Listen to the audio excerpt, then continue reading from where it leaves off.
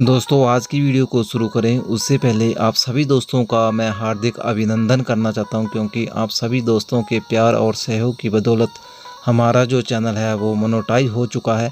Monetise के साथ साथ दोस्तों आपने 10 मंथ के अंदर 11,000 सब्सक्राइबर भी हमारे पूरे करवा दिए हैं, जिसके लिए भी आपका तहे दिल से दोस्तों मैं शुक्रिया करता हूं। दोस्तों जिस तरह का प्यार आप अभी हमारे साथ बनाए रखे हुए हैं, आशा करते हैं कि आगे भी इस तरह का जो प्यार है वो बनाए रखेंगे। इसी आशा के साथ दोस्तों आइए आज की वीडियो को हम शुरू करते हैं। एक और नया प्लान लेकर दोस्तों आज हम आप सभी दोस्तों के सामने उपस्थित हो चुके हैं, और जैसा कि आप देख भी रहे हैं आज का हमारा जो प्लांट है दोस्तों वो है अरेका पाम, जिसको कि हमने कुछ टाइम पहले परचेज किया था। और लंबे समय से दोस्तों हम इस प्रतीक्षा में थे कि कब बरसात का मौसम आए, जब बरसात का सीज़न आए और उस सीज़न में हम इस प्लांट को रिपोर्ट कर पाएँ। तो जैसा कि मैंने आपको कुछ टाइम पहले बताया था कि बहुत जल्द हम इसकी रिपोर्टिंग करने वाले हैं, तो आज वो टाइम आ गया है दोस्तों। आज हम इस प्लांट की रिपोर्टिंग करेंगे, कौन सा सॉइल मीडिया इसके लिए हम तैयार करेंगे और किस तरह का पॉट हम इस प्लांट को लगाने के लिए लगाएंगे।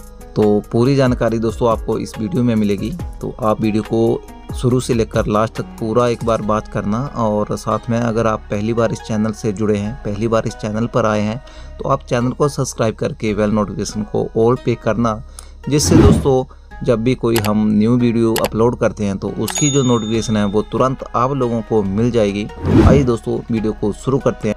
नमस्कार दोस्तों, मैं कुलदीप बहुत बहुत स्वागत करता हूं आप सभी का एक बार फिर से आपके अपने इस यूट्यूब चैनल में। दोस्तों देखिए, ये हमने इस प्लांट को लगाने के लिए सॉइल मीडिया लिया है।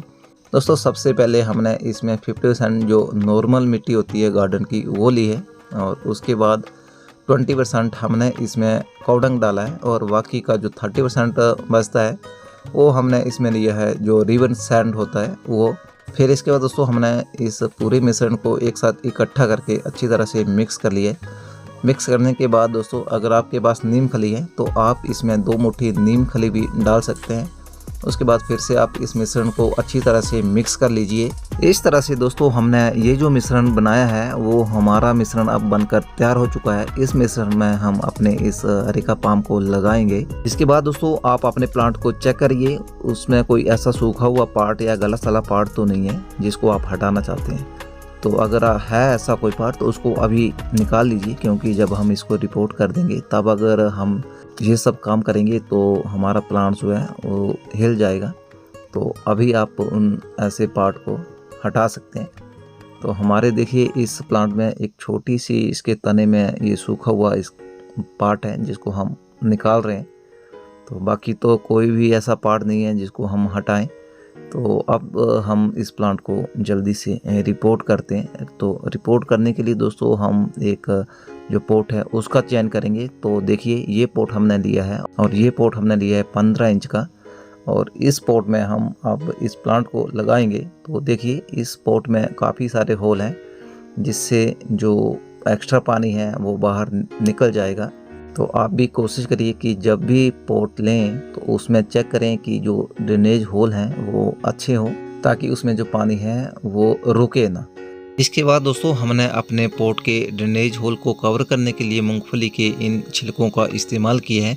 अगर आपके पास मूंगफली के छिलके नहीं हैं दोस्तों तो आप किसी जालीदार कपड़े का या किसी और चीज़ का इस्तेमाल कर सकते हैं, जिससे आपके पोट के जो ड्रेनेज होल हैं वो कवर हो सके। दोस्तों हमने यहाँ पर जो ये मूंगफली के छिलके यूज़ किए हैं, इसका हमारे प्लांट्स को बेनिफिट भी मिलेगा। जब ये डिकम्पोस्ट होंगे तो इसके जो भी न्यूट्रिएंट्स हैं वो हमारे प्लांट्स को धीरे धीरे मिलते रहेंगे। तो अगर आपके पास मूंगफली के छिलके हैं तो आप इनका भी इस्तेमाल अपने पोट में ड्रेनेज होल को कवर करने के लिए कर सकते हैं। इसके बाद दोस्तों जो सॉइल हमने बनाई है उस सॉइल को हम अपने पोट में डाल देंगे, लेकिन आप ध्यान रखें कि आपको ज़्यादा मिट्टी अभी इसमें नहीं डालनी है। केवल आधे से थोड़ा सा कम जो सॉइल है वो हमने अभी पोट में डालनी है। बाकी जब हम प्लांट को लगाएंगे तब हम इसमें बाकी का सॉइल जो है वो भरेंगे। इसके बाद देखिए दोस्तों हमारा ये जो प्लांट है वो काफ़ी लंबे समय से इस बैग में ही लगा हुआ है, जिस कारण दोस्तों इसकी जो रूट्स हैं वो बैग से बाहर आ चुकी हैं। इसलिए दोस्तों इस प्लांट को इस बैग में से बाहर निकालना थोड़ा सा मुश्किल होगा।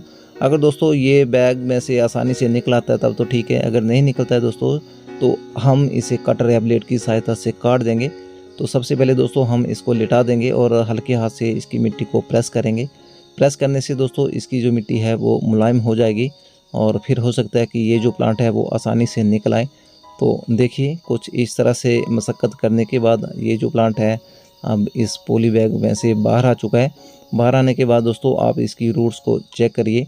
अगर आपको इसकी रूट्स कोई ख़राब लगती हैं तो उस रूट्स को निकाल दीजिए। गली सड़ी रूट्स हैं तो उसको भी निकाल दीजिए। निकालने के बाद दोस्तों आप इसकी नीचे की और ऊपर की मिट्टी को अगर चाहें तो थोड़ी थोड़ी निकाल दीजिए। अगर ना निकालना चाहें तब भी कोई बात नहीं, तब भी आप इस प्लांट को लगा सकते हैं। तो हमने इस प्लांट की जो ऊपर की और नीचे की जो मिट्टी है थोड़ी थोड़ी वो देखिए निकाल दी है। मिट्टी निकालने के बाद दोस्तों जो कोई इसमें गली सड़ी रूट थी उसको भी हमने निकाल दिया है। और अब हम दोस्तों इस प्लांट को देखिए इस सॉइल में लगा देंगे, इस पॉट में लगा देंगे कुछ इस तरह से। देखिए अब हमने अपने इस प्लांट को इस पॉट के बीचों बीच में रख दिया है और रखने के बाद दोस्तों जो सॉइल मीडिया हमने डाला था उस सॉइल मीडिया से इसकी रूट्स को हम कवर कर देंगे। तो देखिए ये जो प्लांट है उसको हमने सॉइल मीडिया से कवर कर लिया है और कवर करने के बाद देखिए दोस्तों कुछ इस तरह से ये प्लांट दिखाई दे रहा है। तो इस तरह से दोस्तों हमारा ये जो प्लांट है वो लग चुका है और लगने के बाद दोस्तों अब हम इसमें थोड़ा सा पानी देंगे। पानी दोस्तों हम इसमें बस इतना देंगे ताकि इसकी जो रूट्स हैं जो हमने सॉइल मीडिया अभी डाला है उसके साथ अपने आप को एडजस्ट कर ले। ज़्यादा पानी अगर हम दोस्तों इसमें डालेंगे तो इसकी जो रूट्स हैं वो गल सकती हैं। दूसरी बात दोस्तों आप इसमें पानी तभी डालिए जब इसकी जो मिट्टी है सूख जाए, या फिर आप चाहें तो 15 दिन के अंतराल के बाद इसमें पानी डाल सकते हैं। पानी डालने के बाद दोस्तों हम इसे सेमी शेड में रख देंगे 2 या 3 दिन के लिए। लेकिन उसके बाद भी दोस्तों आपको इसे डायरेक्ट सनलाइट में नहीं रखना है। डायरेक्ट सनलाइट में दोस्तों अगर आप इस प्लांट को रखते हैं तो इसकी जो लीव्स हैं वो बर्न होने लगती हैं और ये प्लांट देखने में भी अच्छा नहीं लगता है और धूप के कारण दोस्तों ये जो प्लांट है वो आपका ख़राब भी हो सकता है।